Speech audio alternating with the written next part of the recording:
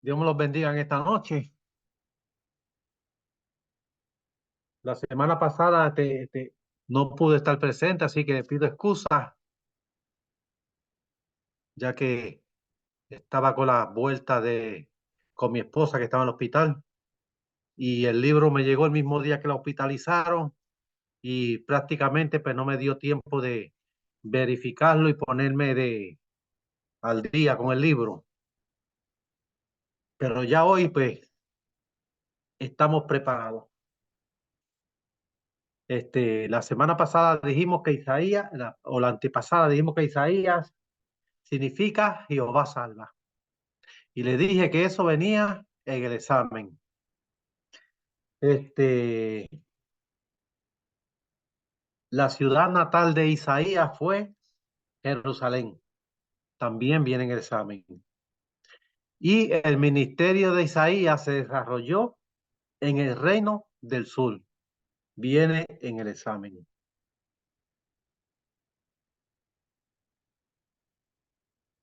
Dice en el libro, vamos a empezar lo que lo tiene en la página 10. Dice, el primer versículo de Isaías nos da el título. Si nos vamos a Isaías, capítulo 1, verso 1, dice, visión de Isaías, hijo de Amós, la cual vio acerca de Judá, de Jerusalén, en días de Usía, Jotam, Acaz y Ezequías, reyes de Judá, o sea, del reino de Judá, o sea, reino del sur. Prácticamente la profecía del capítulo 1 empieza en el verso 2, no empieza en el verso 1, empieza en el verso 2. El primer versículo del libro de Oseas menciona los mismos cuatro reyes que menciona aquí Isaías, pero agrega el nombre de Jeroboam II de Israel. ¿Por qué Oseas menciona un rey más que Isaías? Porque el rey Jeroboam era del norte y Isaías estaba su ministerio en el sur. Por eso no mencionó el rey del norte, solamente se enfocó en mencionar los cuatro reyes del sur.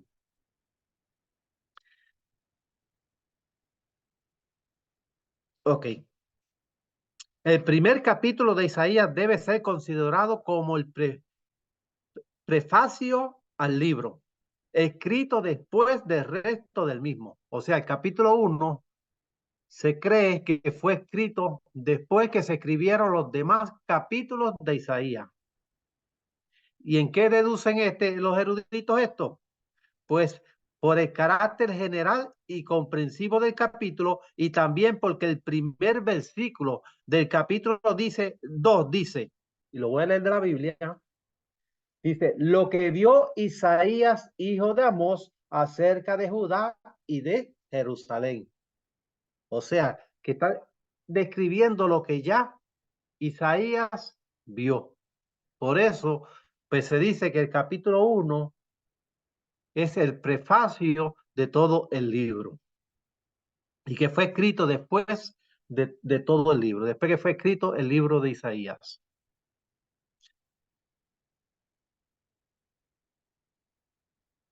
En torno a este prefacio es de castigo, castigo severo. En el versículo 4, el profeta señala a su país como gente pecadora, pueblo cargado de maldad. En este versículo se encuentra la frase clave sobresaliente de Isaías. Y esa frase es el Santo de Israel. Y apúntelo porque viene en el examen cuál es la frase del libro de Isaías. O sea, la frase sobresaliente. Y lo vamos a leer de la misma Biblia, capítulo 1, verso 4. Dice, oh gente pecadora, pueblo cargado de maldad, generación de malignos, hijos depravados, dejaron a Jehová, provocaron a ira al Santo de Israel. se volvieron atrás. Y esa palabra, el Santo de Israel, aparece 25 veces en este libro de Isaías.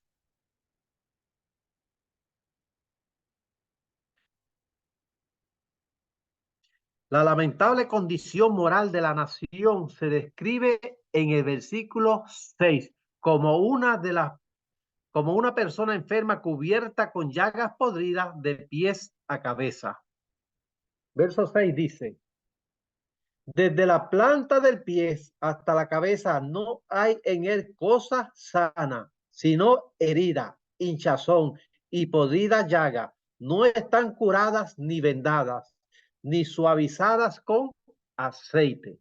Se está describiendo al pueblo de Israel como se describe una persona enferma, una persona que su condición está ya podrida. Pero en el versículo 9 se hace mención a un énfasis importante. ¿Y cuál es ese énfasis importante? Es que hay un remanente fiel. Aunque el pueblo está corrompido, quedó un remanente fiel. Muy diferente a Sodoma y Gomorra.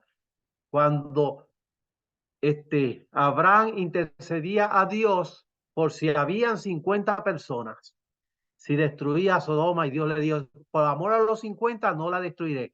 Y le dice, y si hubiese 40, le dice, tampoco por amor a los 40. Y así fue bajándolo hasta que llegó a cierta cantidad, pero lamentablemente no los había. Pero sin embargo aquí, en Judá, sí hay un remanente que permanece fiel. Dice, sin importar qué tan perversa fuera la nación, siempre habría unos pocos fieles. Y lo voy a leer en el verso, dice, si Jehová de los ejércitos no nos hubiese dejado un resto pequeño, como Sodoma fuéramos, y semejantes a Gomorra.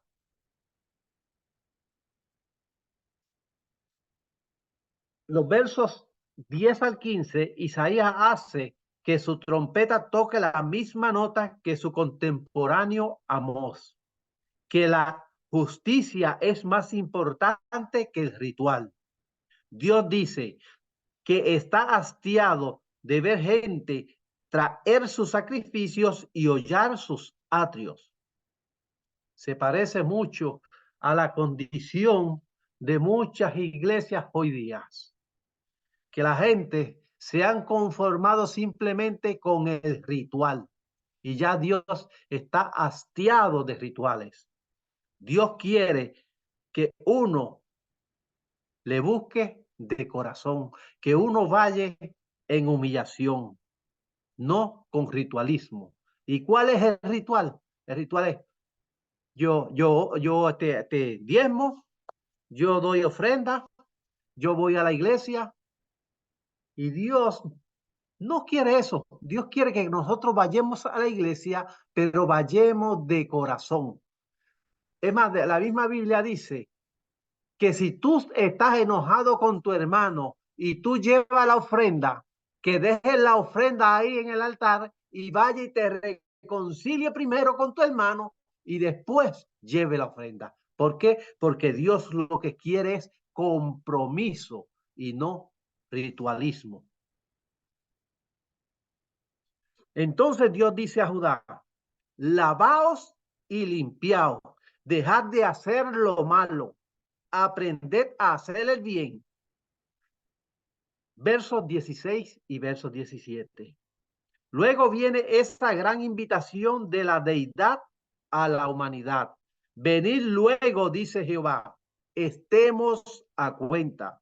Si vuestros pecados fueren como la grana, como la nieve serán emblanquecidos. Si fuesen rojos como el carmesí, vendrán a ser como la blanca lana. Verso 18. O sea, Dios lo que quiere es que nosotros dejemos el pecado a un lado y nos santifiquemos, nos limpiemos en la sangre de Cristo. Pero nosotros lamentablemente muchas veces vamos a la iglesia en forma de ritual, pero ya Dios está cansado de los rituales. Dios lo que quiere es santidad. Dios lo que quiere es humillación. Dios lo que quiere es verdadera búsqueda, que le busquemos en espíritu y en verdad. Si vemos en el encuentro de Jesús con la mujer samaritana estaba llena de ritualismo. ¿Por qué? Porque tenía el ritual de que había que adorar a Dios en el pozo que le había dejado su padre Jacob. Pero sin embargo, Jesús la confronta y le dice que no está buscando adoradores que le adoren en aquel pozo, ni tampoco en Jerusalén, sino que estaba buscando adoradores que le adoraran en espíritu y en verdad. O sea, adoradores espontáneos, no que le tengan que sacar la alabanza, no que le tengan que pullarlo para que adore, sino que espontáneamente, que no haya que decir, y el pueblo dice, no, que espontáneamente nosotros adoremos. ¿Por qué? Porque verdaderamente debemos ser pueblos agradecidos. Y como pueblo agradecido, pues nosotros adoramos y honramos el nombre de Dios. Pero este pueblo estaba en sus rituales, estaba de espalda a Dios.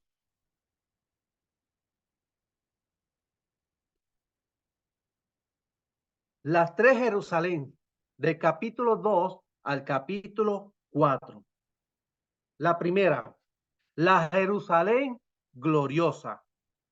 Aquí en el capítulo 2 comienza con lo que vio Isaías acerca de Jerusalén.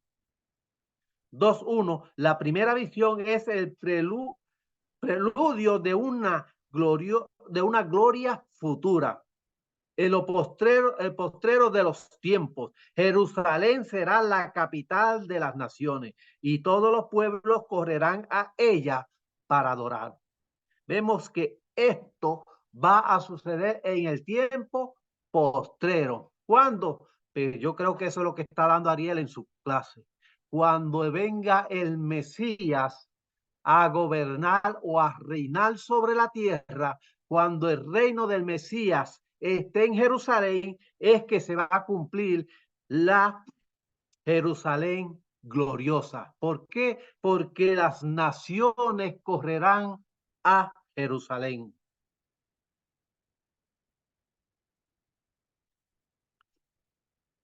Dice, la palabra del Señor saldrá de Jerusalén y la guerra será reemplazada por la paz. O sea, durante el reinado de Jesús no va a haber guerra, va a haber paz. Son 1000 años donde Jesús va a estar reinando sobre Jerusalén y va a haber completa paz. Al final de los 1000 años, entonces es que Satanás será suelto y provocará una guerra y vendrán contra Jesús, pero Jesús los vencerá.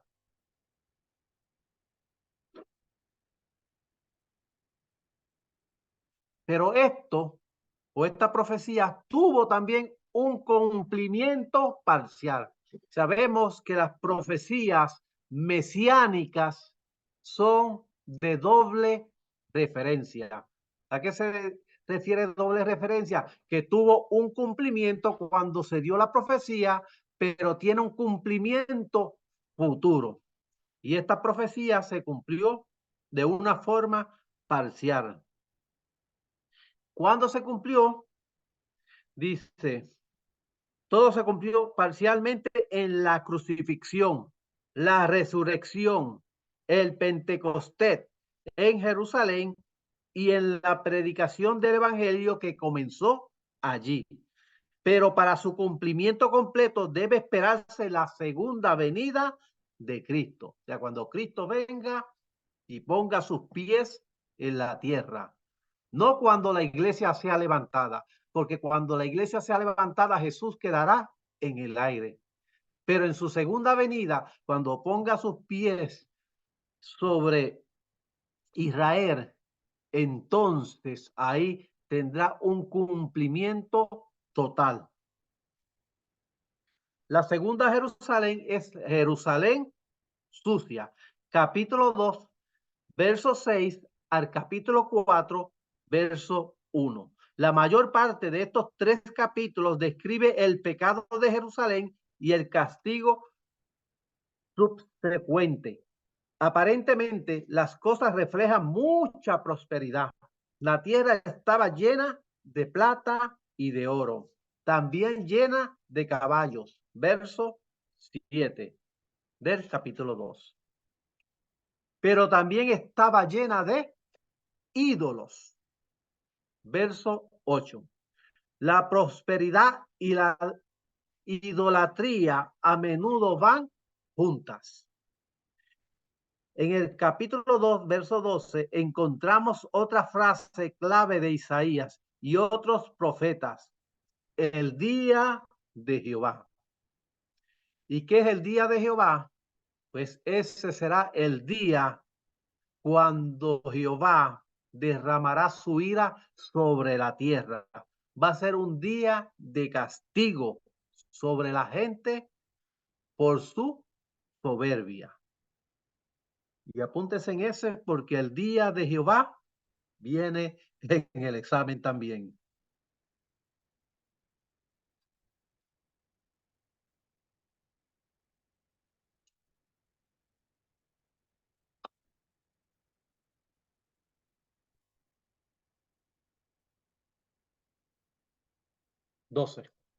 Verso 12 dice, porque día de Jehová de los ejércitos vendrá sobre todo soberbio y altivo, sobre todo enaltecido y será abatido.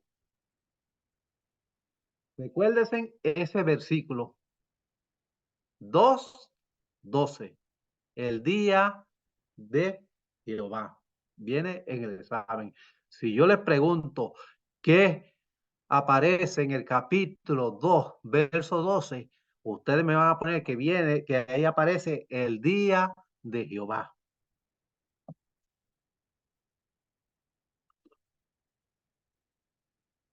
Siempre existe el extremo contraste entre el justo y el impío. Decid al justo que le irá bien, porque comerá de los frutos de sus manos. Pero ay del impío, mal le irá, porque según las obras de sus manos le será pagado. Capítulo 3, del verso 10 al 11. La descripción que el profeta hace de las mujeres de Judá en aquel tiempo, capítulo 3, versos 16 a 23, tiene por desgracia mucha actualidad, pero la humanidad y la sinceridad siguen siendo las virtudes cardinales del reino de los cielos. Vamos a leer capítulo 3, versos 16 al 23. Dice, así mismo dice Jehová, por cuanto las hijas de Sión se ensoberbecen y andan con cuello erguido y con ojos desvergonzados, cuando andan van danzando y haciendo son con los pies. Por tanto, el Señor raerá la cabeza de las hijas de Sión y Jehová descubrirá sus vergüenzas. Aquel día quitará el Señor el atavio del calzado, las radecillas, las lunetas, los collares, los pendientes y los brazaletes, las cofías, los atavios de las piernas, los partidores del pelo, los pómitos de olor y los zarcillos, los anillos, los joyeles de las narices, las ropas de gala, los mantoncillos, los velos, las bolsas, los espejos, el lino fino, las gasas y los tocados. Dice, en lugar de los perfumes aromáticos vendrá hediondez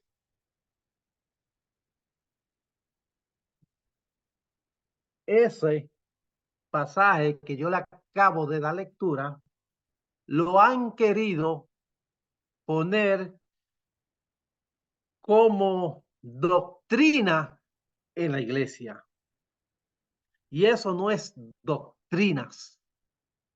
Han querido utilizar este pasaje para decir que las mujeres no pueden hacer esto, no pueden hacer aquello, no pueden hacer lo otro. Y no es lo que nos dice este pasaje.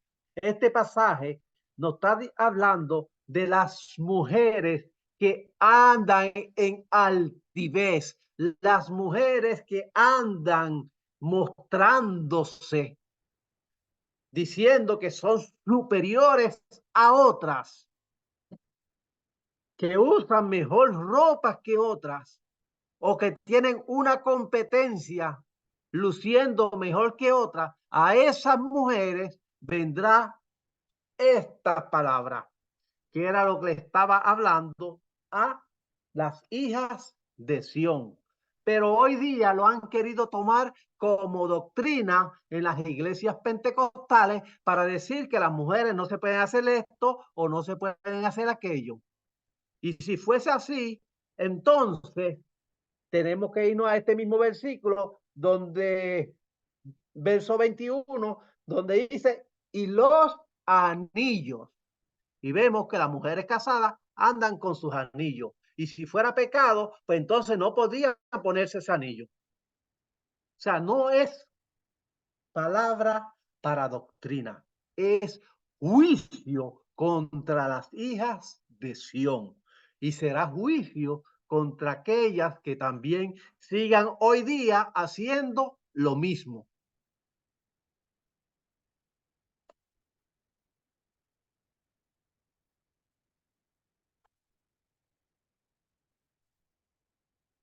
Y la tercera Jerusalén es la Jerusalén piadosa, del capítulo 4, versos 2 al verso 6.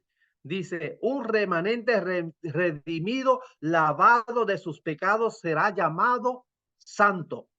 Dios mismo habitará en medio de esta Jerusalén gloriosa. Y le voy a dar lectura a esos versos. 4:2 al 6 dice, en aquel tiempo el renuevo de Jehová será para hermosura y gloria, y el fruto de la tierra para grandeza y honra a los sobrevivientes de Israel. Y acontecerá que el que quedare en Sión y el que fuese dejado en Jerusalén será llamado santo. Todos los que en Jerusalén estén registrados entre los vivientes. Cuando el Señor lave las inmundicias de las hijas de Sión y limpie la sangre de Jerusalén de en medio de ella, con espíritu de juicio y con espíritu de devastación. Y caerá Jehová sobre la morada del monte de Sión y sobre los lugares de sus convocaciones, nube y oscuridad de día y de noche resplandor de fuego, que eche llamas, porque sobre toda gloria habrá un dosel, habrá un abrigo para sombra contra el calor del día, para refugio y escondedero contra el tirbión y contra el aguacero. Esas son las tres Jerusalén que habla Isaías. ¿Alguna duda o algún comentario hasta aquí?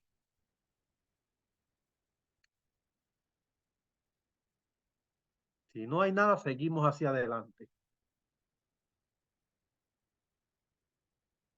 Vamos al capítulo 5, la viña del Señor. La viña del Señor, versos 1 al 7. Esta hermosa parábola es un cuadro del cuidado amoroso de Dios al proteger, preparar y plantar su viña. El que había cercado, despedregado y plantado vides escogidas. O sea, Dios cercó su viña, quitó todas sus piedras y plantó plantó vides escogidas, o sea, él las escogió. Y también edificó una torre para vigilar los ladrones, que no se acercasen, e hizo un molino para trabajar las uvas. Pero cuando buscó fruto, solo encontró uvas silvestres. La viña se identifica como la casa de Israel. Las vides plantadas en ellas son los hombres de Judá. Verso 7. Por cuanto la viña no produjo buen fruto, será destruida. Verso 5 y verso 6. Encontró uvas silvestres. Aquí se enumeran 6 clases de uva. Y en cada una de ellas hay. La primera es la avaricia insaciable. En el verso 8 y verso 10.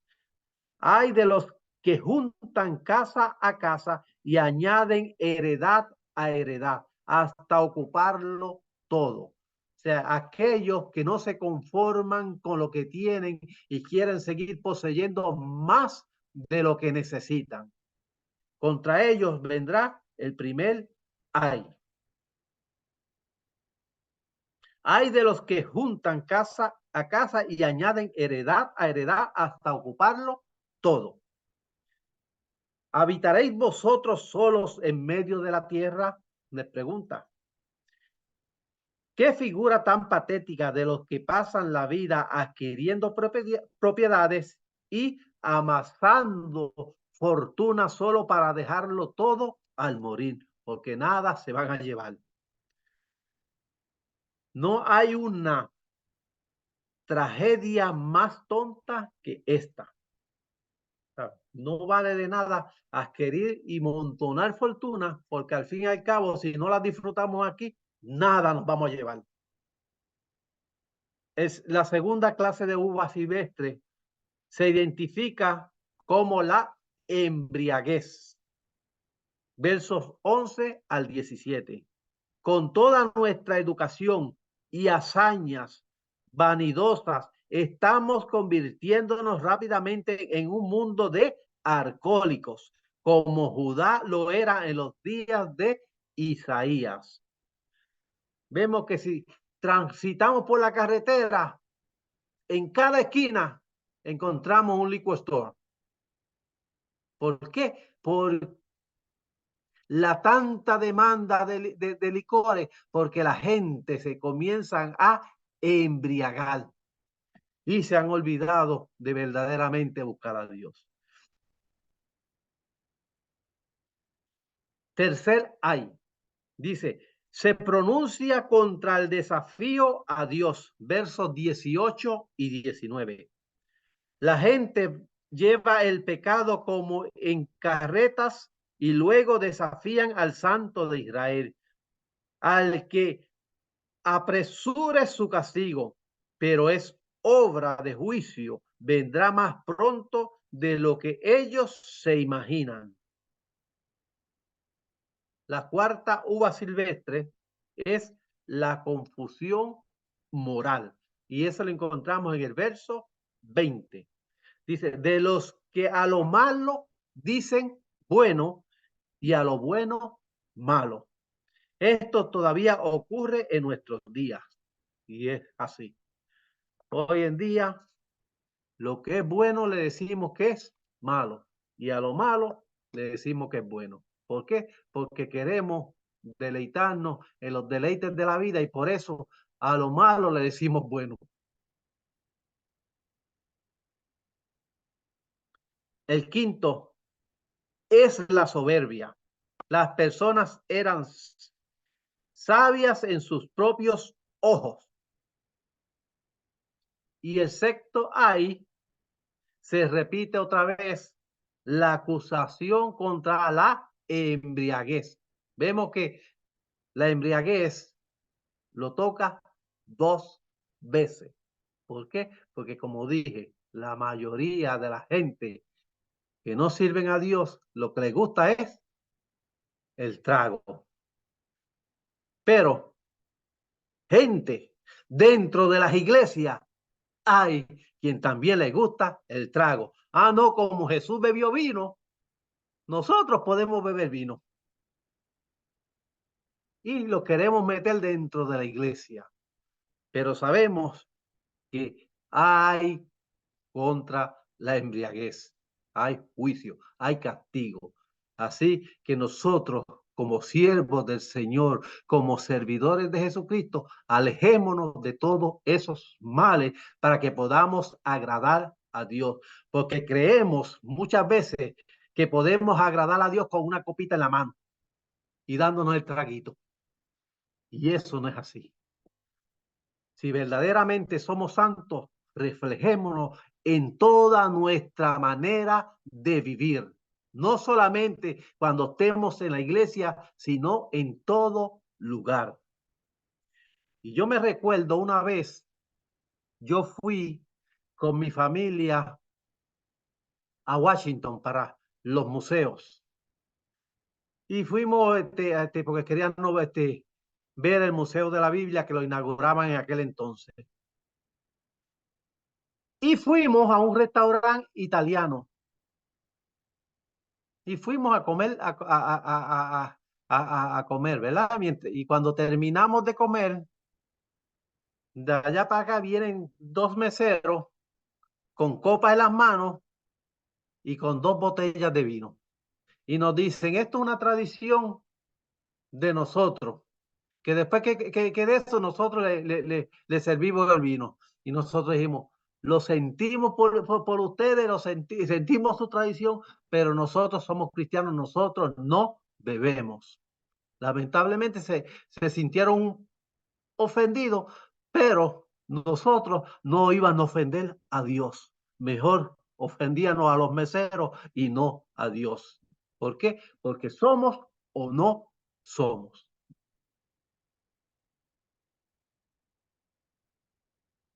Las consecuencias del verso 24 al verso 30. Toda esta condición de pecado resulta en castigo, que será como fuego que devora la madera y como llama que consume la paja. Esto es porque desecharon la ley de Jehová de los ejércitos y abominaron la palabra del Santo de Israel. Verso 24. Por esta causa se encendió el furor de Jehová contra su pueblo y extendió contra él su mano. Verso 25. La visión de Isaías en el capítulo 6. Dice, fue en el año en que murió el rey Usías, ese rey grande y piadoso, había levantado a la nación de Judá a su nivel más elevado desde la prosperidad desde los días de David y Salomón. Durante los 52 años de su ilustre reinado, conquistó a los filisteos en la costa occidental, a los árabes en los desiertos del este, a los amonitas del otro lado del Jordán, se sometieron a él y llevaron regalos. Y el nombre de Usías se hizo famoso desde Egipto hasta el Éufrates. Al mismo tiempo fortificó la capital, Jerusalén.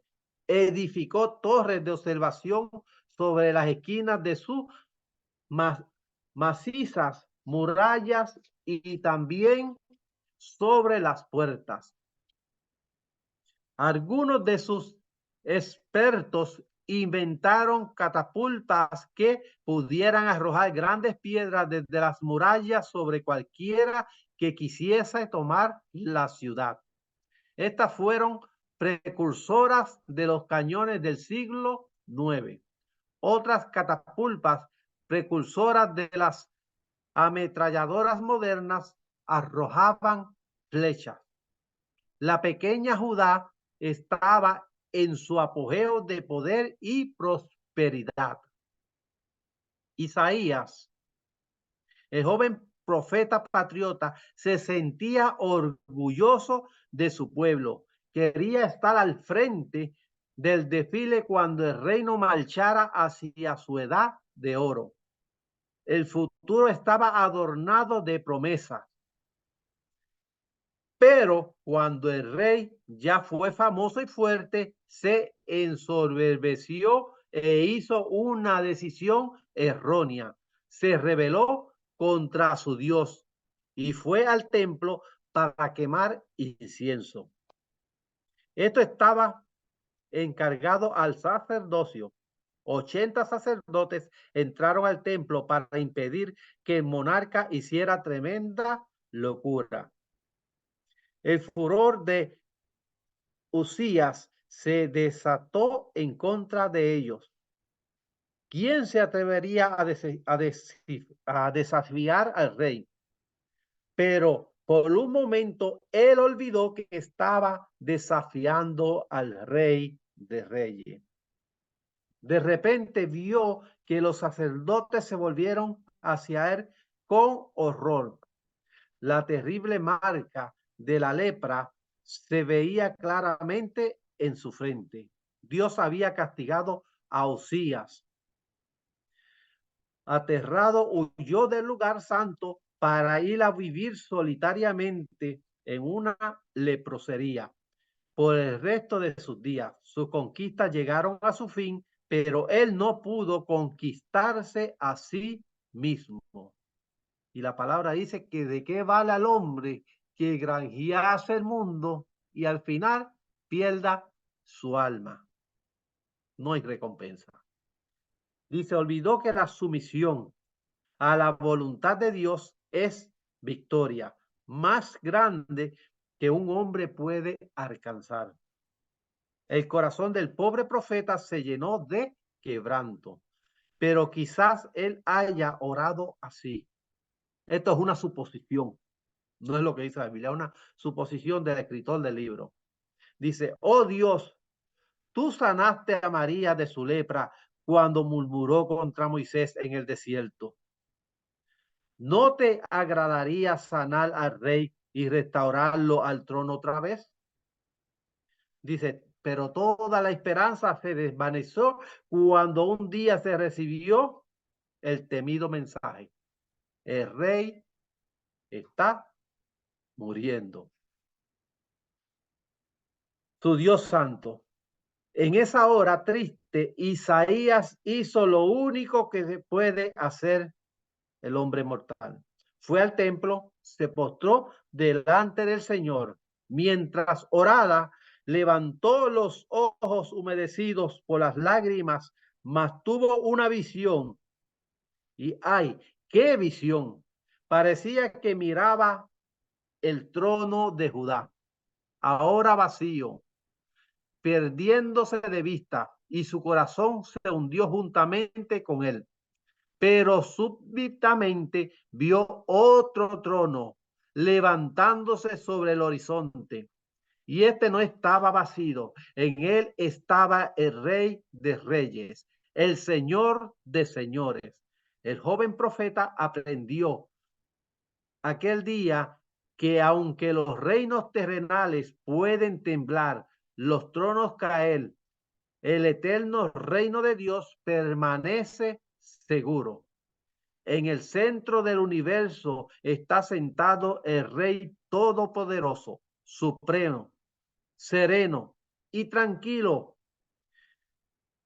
en la confianza en su infinito poder para enderezar todos los errores y restaurar todas las ruinas causadas por el hombre. Pero Isaías no solo vio al Señor sentado sobre un trono alto y sublime, alrededor del trono había serafines. Estas criaturas santas, hechas para habitar en la presencia de la deidad, cubrían sus rostros y sus pies con reverencia delante del Santo de Israel. La necesidad más grande que tenemos en el mundo de hoy es la renovación del sentido de lo sagrado de la vida. El pecado se tiene como un chisme. La sanidad se menosprecia con mofa. Es necesario enfrentar al hombre con Dios. El profeta no solamente vio, también oyó. A través del espacio infinito se oyó el eco de los serafines que decían, Santo, Santo, Santo. Pero cuán pocos son los que tienen ojos para ver, oídos para oír y corazones para sentir la gloria de Dios en el brillo de una hermosa puesta del sol, en el abrir de una rosa, en la hermosura de su fragancia, al escuchar el cántico de los pájaros, en el palpitar de las persuasiones de una nueva vida en la primavera. Cuanto pierde el hombre en su desenfrenada carrera. Nosotros muchas veces vivimos una vida apresurada. Y al vivir una vida apresurada, no nos detenemos por un momento a contemplar la hermosura de Jehová. Si nosotros nos sentáramos y contempláramos la hermosura de Jehová, ahí podemos ver la grandeza y el poder de Dios. Porque una rosa no abre sola porque si quiere, sino es que la voluntad de Dios está en ella. Bendito Jesús.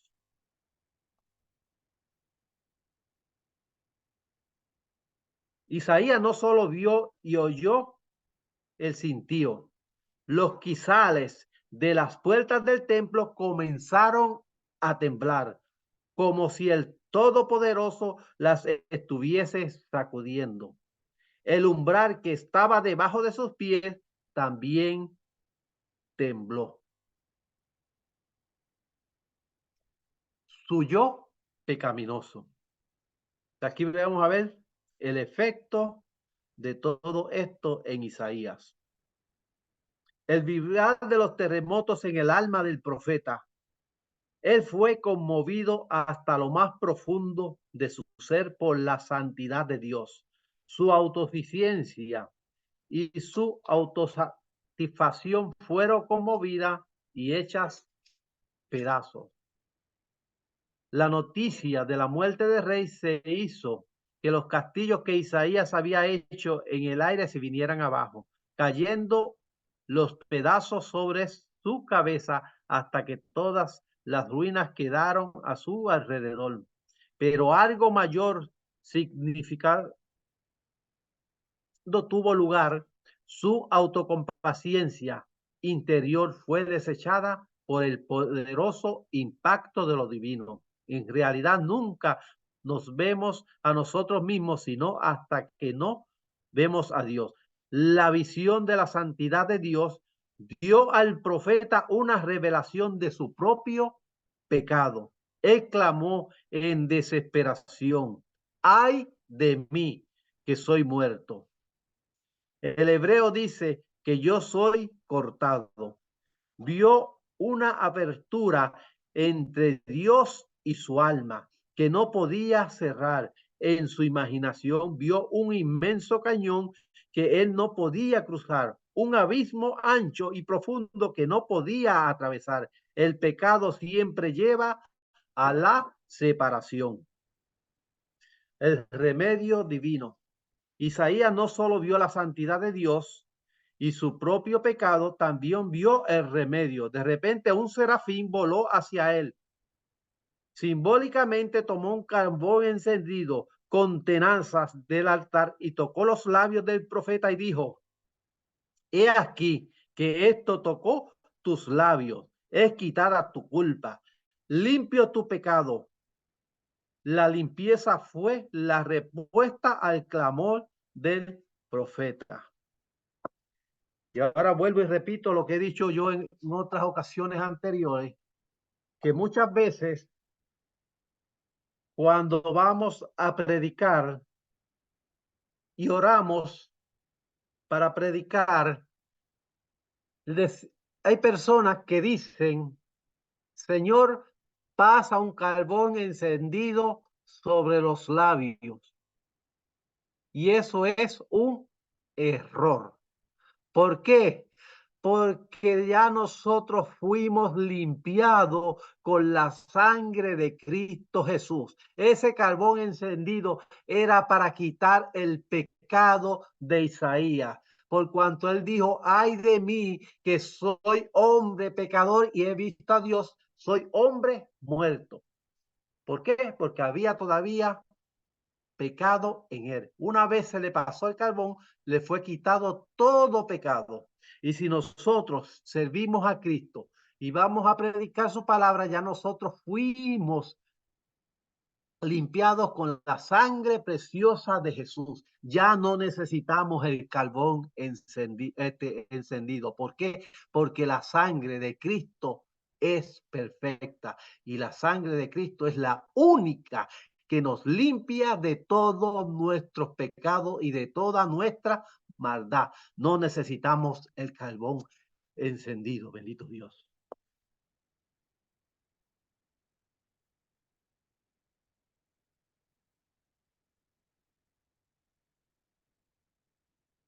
Dice, algunos han interpretado esta visión de Isaías registrada en el capítulo 6 como su llamado inicial al ministerio profético, aunque fue escrito después de los primeros 5 capítulos. Puede ser que en este momento el profeta haya recibido una experiencia más profunda con Dios que enriqueció y amplió su ministerio grandemente.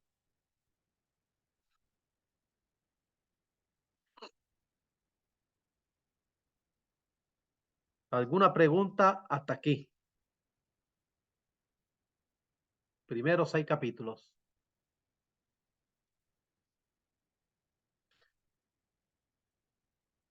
Ok, estamos bien. Así que sí, que si no hay preguntas, no se jaquen la cabeza cuando yo les dé el examen.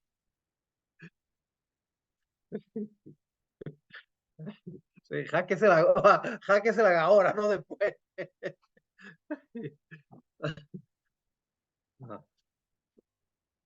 La perplejidad política. Es el capítulo 7 al capítulo 12. Acaz y Asiria, capítulo 7. En el año 734 a.C., el reino del norte de Israel y su vecino del norte, Siria, fueron amenazados por el creciente poderío asirio. Se trataba de conquistar todo el oeste de Asia, sintiendo la necesidad de una alianza fuerte en contra de Asiria. Peca, rey de Israel, y Rezín, rey de Siria, evidentemente pidieron a Acaz, rey de Judá, que se uniera a ellos. Cuando éste rehusó, prefirió aliarse a Asiria. Peca y Rezín decidieron atacarlo. Verso 1. Y eso hay referencia en Segunda de Reyes, capítulo 16, versos 5. Precisamente en este momento el profeta Isaías tomó cartas en el asunto. Él sabía que Acaz estaba pensando pedir ayuda a Siria, entonces Isaías tomó a su hijo, quien tenía el nombre simbólico de Sear Hasub, que significa un remanente volverá. Apúntalo para el examen.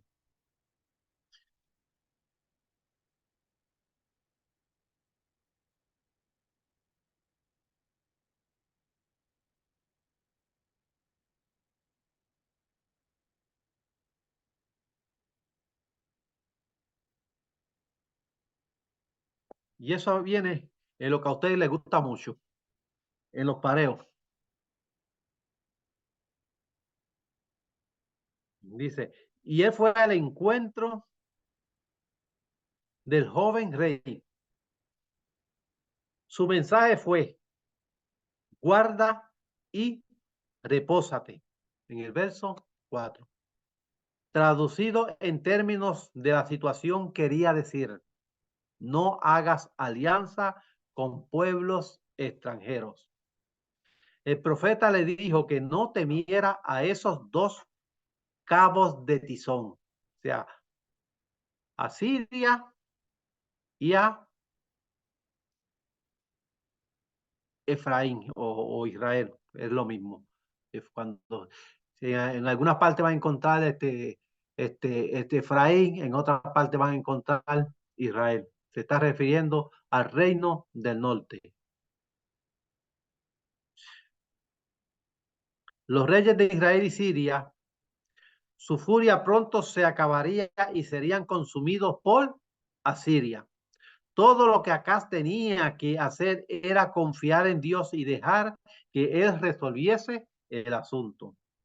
Debe notarse también que Siria se menciona por su capital, Damasco. O sea, a veces vamos a encontrar que en vez de decir Siria va a decir Damasco. Son los mismos, Siria o Damasco. Apréndase en eso. Puede ser que venga el examen. Siria, Damasco, son los mismos. Efraín, Israel, es lo mismo. Al reino del norte a veces también se le llama Efraín, a causa de su tribu más importante, en cuyo territorio estaba Samaria. Los reyes de Israel y Siria estaban amenazados con invadir Judá, de poner a Acaz y poner en su lugar a Tabel. Eso lo vamos a encontrar en el verso 6 del capítulo 7. Quien colaboraría con ellos. Pero Dios aseguró a Acaz que esto no sucedería. Verso 7.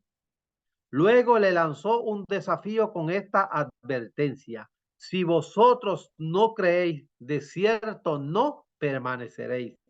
Todavía es verdad que la fe en Dios es la única base estable de seguridad, ya sea individual o nacional.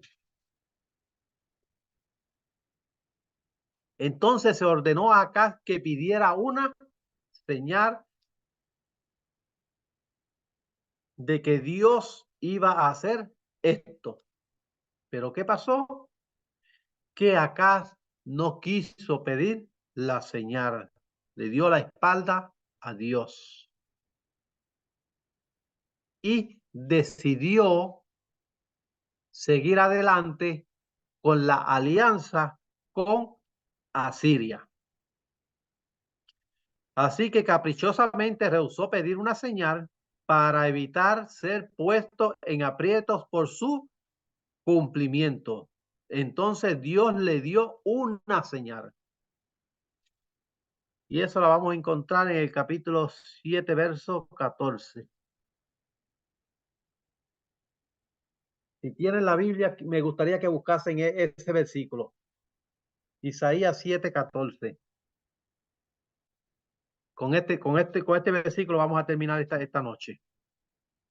Así que si tienen la Biblia, búsquense Isaías 7, 14.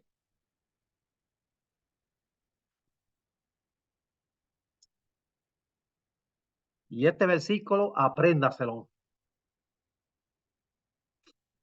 Lo hemos escuchado en un sinnúmero de predicaciones. Pero ahora yo le pido que se lo aprendan. Y lo voy a leer. Dice: por tanto, el Señor mismo os dará señal.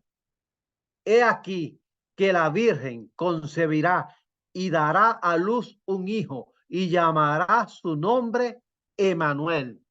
Y Emanuel significa Dios con nosotros.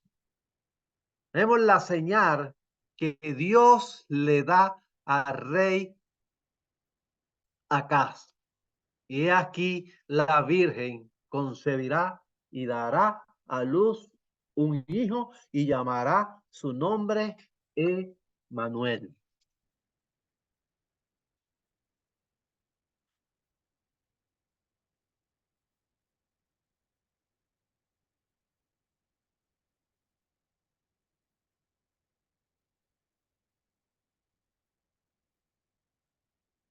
Okay. Dice, es obvio que Isaías 7:14 podría ser una señal para Acaz solamente si se cumplía en su día, antes que el hijo creciera hasta una edad de responsabilidad. Siria e Israel habrían perdido ambos sus reyes, a quienes acá tanto les temía. Esto sucedió cuando Asiria conquistó a Damasco en el año 732 y a Samaria en el año 722 antes de Cristo. O sea, esta profecía tuvo un cumplimiento parcial. ¿Por qué? Porque es una profecía de doble referencia, donde tuvo un cumplimiento parcial, pero su cumplimiento total lo tuvo en el nacimiento de Jesús, cuando María dio a luz a Jesús siendo virgen. Pero ¿a qué se estaba refiriendo la profecía aquí en este momento acá? Dice, he aquí la virgen concebirá y dará a luz un hijo y llamará su nombre Emmanuel. O sea, se estaba refiriendo a que una virgen iba a dar a luz antes de que estos dos reyes fuesen destruidos. Vemos que Damasco fue destruida en el año 732. La profecía fue dada en el año 730. Transcurrieron 2 años y en el 722 antes de Cristo fueron 12 años. O sea, hubo tiempo para que naciese el niño. O sea, una virgen se casase, diese a luz un hijo y el hijo, antes que llegara a su madurez, estos dos reyes iban a ser destruidos. Y eso lo vamos a explicar un poquito más luego la semana que viene, más adelante. Pero hasta por hoy lo vamos a dejar aquí. ¿Alguna duda, alguna pregunta? Es el momento para hacerla. Especialmente en esta profecía un poquito confusa, porque dice la Virgen dará. O sea, no se, en esta profecía, cuando sucedió con acá, no era una virgen, sino lo que se refiere es que una virgen se iba a casar, iba a tener tiempo de casarse, iba a tener tiempo de dar a luz antes de que esos dos reyes fuesen destruidos en su totalidad. Uno fue destruido antes, el otro fue destruido después. O sea, la profecía fue que los dos reyes, no uno, sino los dos. Y sucedió con los dos, antes de que el niño creciese.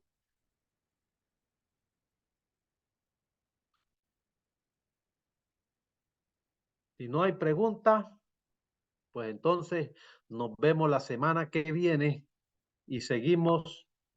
Déjame marcarlo para no perderme.